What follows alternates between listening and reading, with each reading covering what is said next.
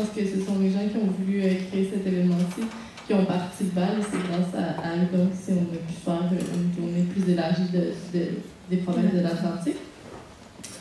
Donc, il y a beaucoup de choses à dire à propos de ce qui s'est passé au Québec l'hiver dernier, le printemps dernier. Mais on va essayer de vous en faire un bref résumé du mieux qu'on peut avec le temps qu'on a. Alors, pour commencer, pour bien expliquer et pour bien comprendre tout ce qui s'est passé l'hiver dernier au Québec, il faut remonter jusqu'au printemps 2010, en fait. C'est en avril 2010, le 1er avril 2010, que la hausse des frais de scolarité a été annoncée dans le budget à l'époque par le ministre des Finances, donc Raymond Bachand, qui était le ministre des Finances à l'époque et qui l'a été jusqu'à tout récemment. La hausse des frais de scolarité dont il s'agissait était une hausse de 1 625 $ distribuée sur 5 ans. Donc, ça faisait une hausse en proportion des frais de scolarité à l'époque au Québec. C'était une hausse des frais de scolarité de 75% distribuée sur 5 ans. C'est quand même une hausse assez considérable. Et à l'époque, le ministre des Finances lui-même l'avait qualifié de révolution culturelle, qui est quand même particulier parce que c'est une expression maoïste, mais bon, passons. Et voilà, donc, la raison pour laquelle il avait qualifié le budget de révolution culturelle, c'était parce que ça incluait de nombreuses mesures de privatisation des services publics, pas seulement dans le secteur de l'éducation, mais également dans d'autres secteurs, notamment dans le secteur de la santé. On peut penser par exemple à la taxe, la nouvelle taxe santé qui allait être, en fait, qui est une taxe de 200 $ par année, qui n'a en fait brisé la fameuse culture social-démocrate où le système de santé est entièrement gratuit. Donc, également des hausses dans les frais d'électricité qui sont nationalisés au Québec. Et donc, ce nouveau budget-là venait briser une tradition de services publics gratuits payés par les taxes au Québec. Donc, voilà, on peut voir dans les mots qu'a employé le ministre lui-même que ce n'était pas seulement un enjeu qui concernait, qui était un enjeu relié à l'argent ou à l'économie. C'était pas seulement un enjeu qui était à propos du montant de la hausse précisément, c'est sur quoi, à quoi on a résisté. M. Bachand l'a dit lui-même de manière toute innocente. C'est à propos de changer la culture politique carrément au Québec, même si c'est à propos de briser cette culture-là qu'on avait au Québec. Il s'agissait donc de changer notre culture social-démocrate des services publics qui était basée sur la redistribution de la richesse pour l'amener vers une culture plutôt anglo-saxonne de privatisation des services publics. Donc, c'était pas évidemment, comme j'ai dit tout à l'heure, seulement un enjeu qui était relié à l'éducation, mais bien un enjeu plus global qui était relié à l'ensemble des services publics. Et puis, pour nous, cette hausse-là avait deux impacts majeurs, qui étaient des impacts à deux niveaux, si on pourrait le résumer comme ça. C'était des impacts par rapport à l'accessibilité à l'éducation, puis également au niveau de la nature du système universitaire public, donc qu'on a nommé, nous, le processus de marchandisation de l'éducation. Bon, en fait, c'est pas nous qui n'a pas ce terme-là, mais c'est celui qu'on a utilisé. Donc, par rapport à l'accessibilité à l'éducation, ce qu'on peut dire, c'est que, évidemment,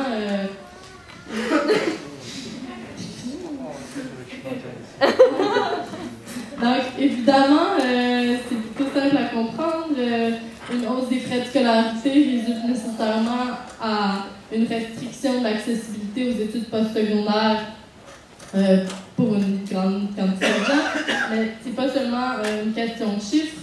L'accessibilité aux études à ce moment-là est réduite, pas seulement en termes quantitatifs, mais également en termes qualitatifs, au sens où, contrairement à ce qui est répété constamment dans les médias, si au Québec, les frais de scolarité sont les plus bas au Canada, ça a des impacts positifs.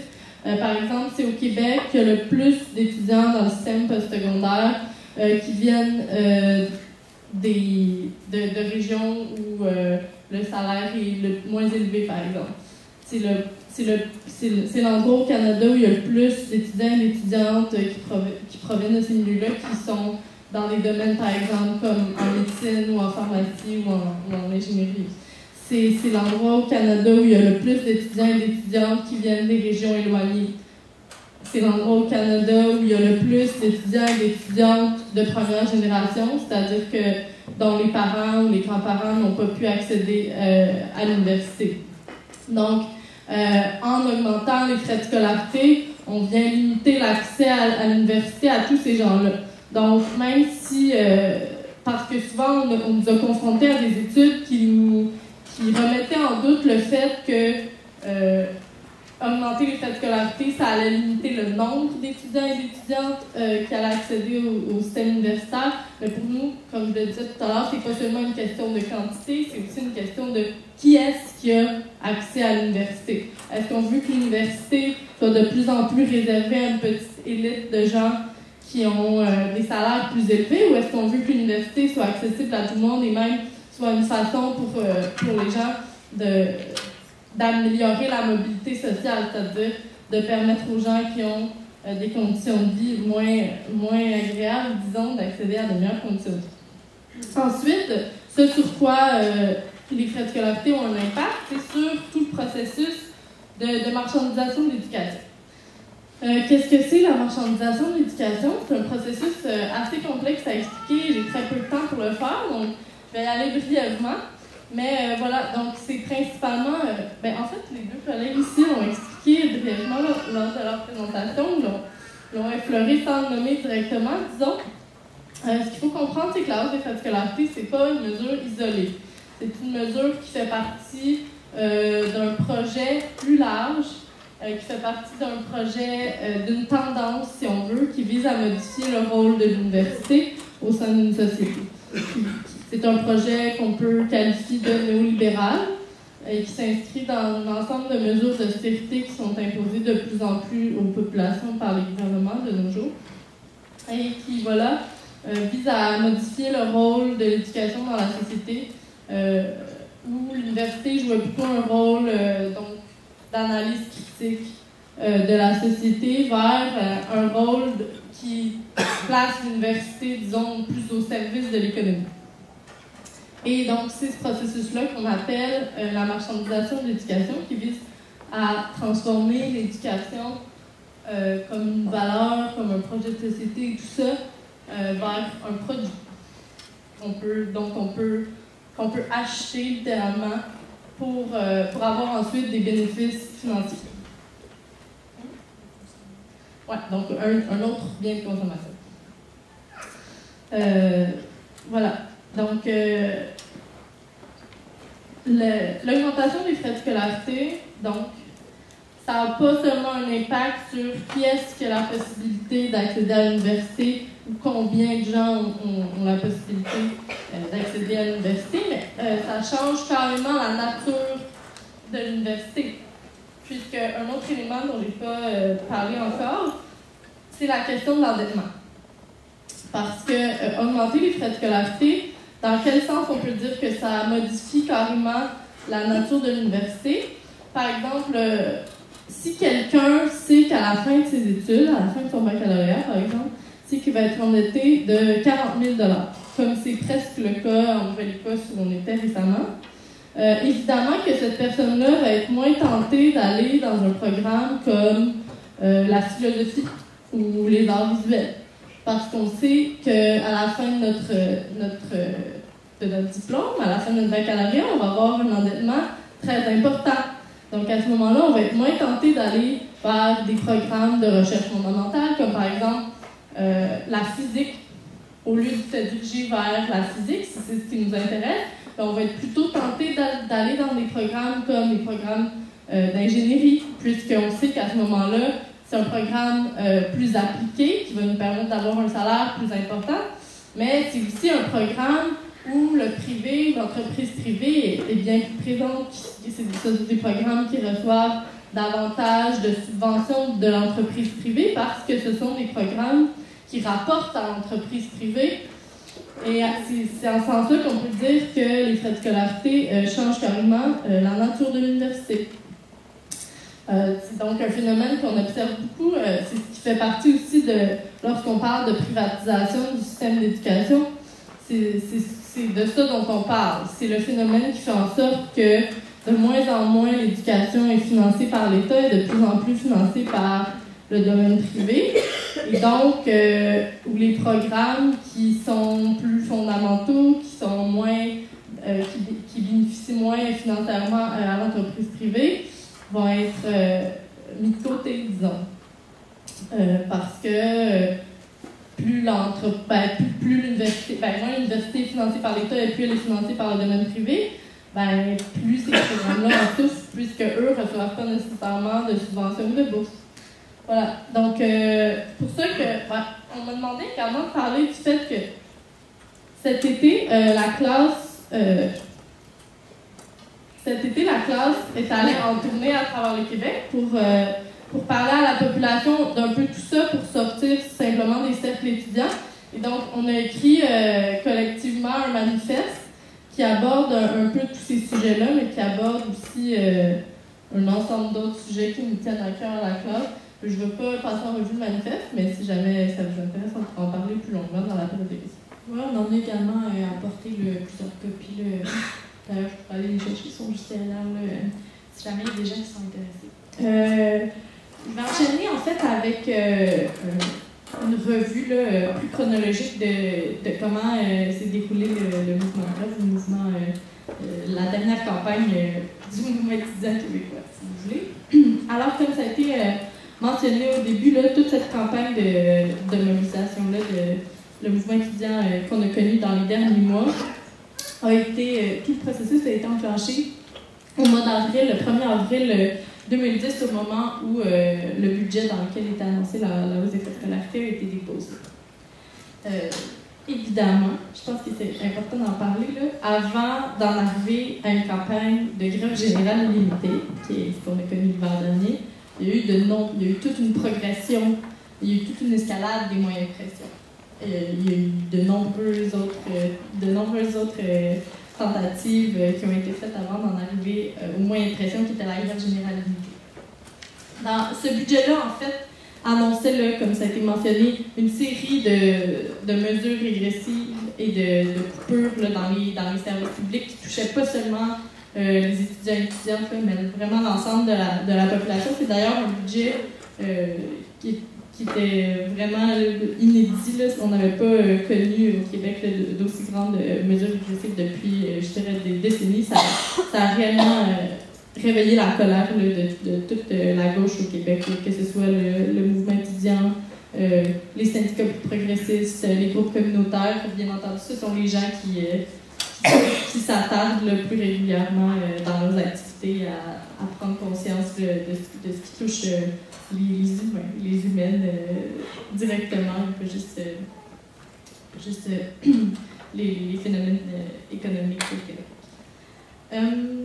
Alors voilà, comme je disais, il y a eu de nombreuses tentatives pour faire pression sur le gouvernement, pour le faire reculer sur les différentes coupures dans les services publics qu'il annonçait. Cette campagne-là a culminé au mois de novembre 2011, donc au mois de novembre dernier, le 10 novembre plus particulièrement. En fait, ce qui s'est passé le 10 novembre dernier, c'est qu'il y a eu une journée d'action où est-ce qu'il y a eu une gigantesque manifestation sur l'île de Montréal, une manifestation qui regroupait 30 000 personnes, ce qui était à l'époque, pour nous, ce qui était complètement gigantesque. Je pense que c'est quand même assez important en tout temps. C'est juste qu'on en a eu des plus grosses depuis, mais pour nous, à l'époque, c'était une manifestation monstre.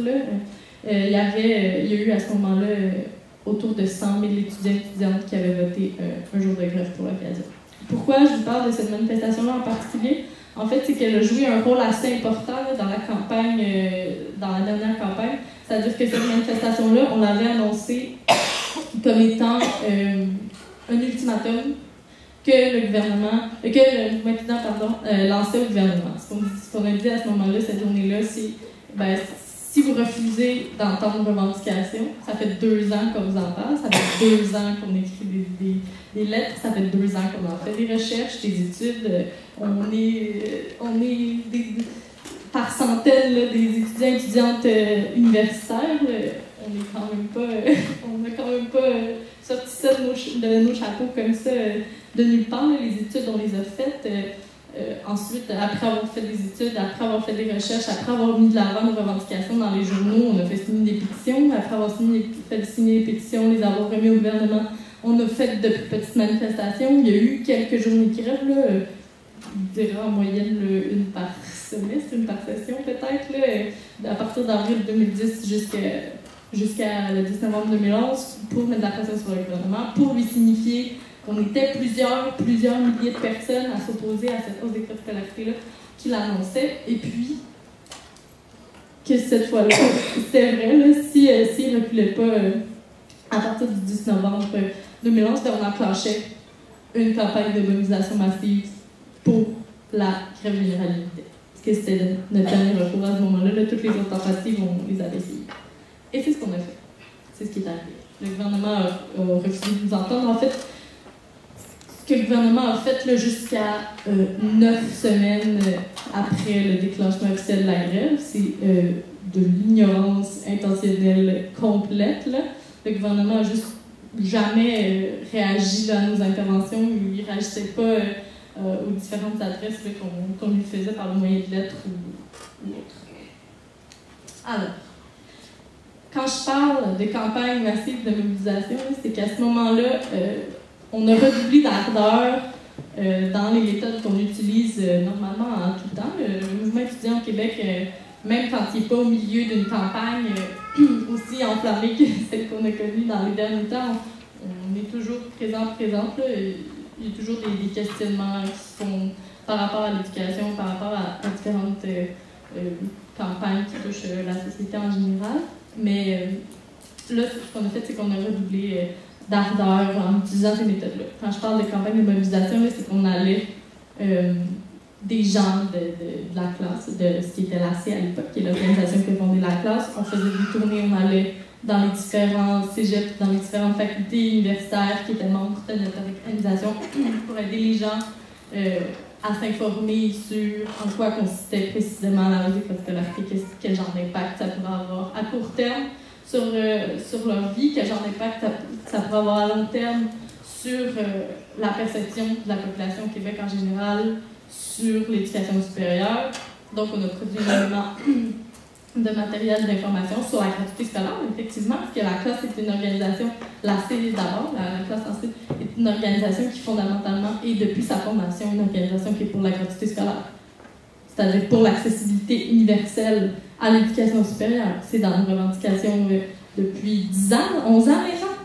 Et voilà. Et c'est pas là-dessus qu'on a bâti, c'est pas sur la question de la gratuité scolaire qu'on a bâti la campagne de mobilisation 2011-2012, c'était la façon dont c'était libellé en fait dans nos revendications. C'était que la classe revendiquait l'annulation de la hausse des frais de scolarité dans une perspective à long terme de gratuité scolaire. C'est comme ça qu'on avait structuré notre discours. Alors voilà, il y a eu des campagnes qui ont été menées sur plusieurs campus et bien entendu, les campagnes étaient toujours réalisées par les gens des campus, c'est-à-dire par les gens de la place. Nous, quand on se retrouvait sur ces campus-là, soit des cégeps ou des facultés, des départements universitaires membres, c'était toujours à l'appel des gens du local qui nous demandaient de l'aide pour avoir de la documentation. Et donc, ce qui a été fait à partir de ce moment-là, c'est qu'il y a eu plusieurs assemblées générales qui regroupaient l'ensemble des étudiants des associations locales qui ont voté, ils ont pris des votes de grève générale limitée, qui devaient être renouvelés par ailleurs. Les votes n'étaient pas pris juste une fois, puis on est resté en grève ad vitam aeternam. Les votes étaient repris chaque semaine. Les gens avaient la possibilité de revoter sur la question de la grève générale pour s'assurer que les membres qui étaient présents dans les assemblées générales, les membres des différentes associations étudiantes trouvaient toujours que c'était un moyen pertinent pour poursuivre. À partir de ce moment-là, ce qu'on a fait une fois qu'on a déclenché la grève, c'est qu'il y a eu plein de choses qui ont été faites. Là. Je pourrais vous nommer les plus importantes. Je ne sais pas si certaines personnes d'entre vous ont entendu parler des manifestations qu'on tenait les 22 de chaque mois, du mois à partir du 22 mars dernier. On peut parler, je pense, de manifestations monstres. Encore une fois, là, on peut parler dans ces manifestations-là, on a vu de 200 à 300 000 personnes à chaque reprise. Pour nous, c'était complètement...